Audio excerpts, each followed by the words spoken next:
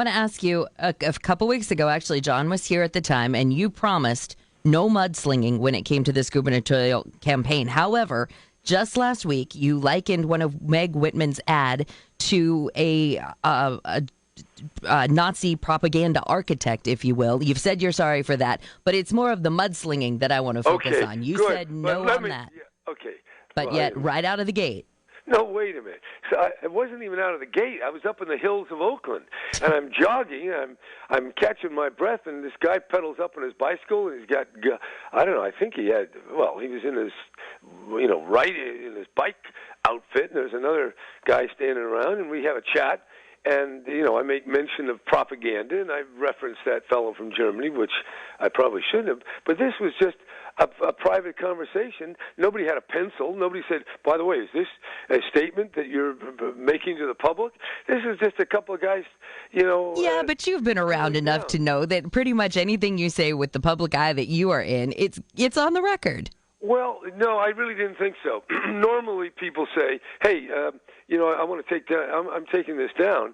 People normally have the courtesy to tell you, hey, this is on the record. And, maybe, technically or legally, I don't know what to say. But normally when you're trying to take a few hours in the morning to get some exercise in the hills and you're cooling down from a very vigorous run, and some guy comes up and he's friendly and you're chatting around, you don't think you're at a press conference or that you're publishing an official record for the Congressional Record or something. I think it was not only that, there was no tape recorder.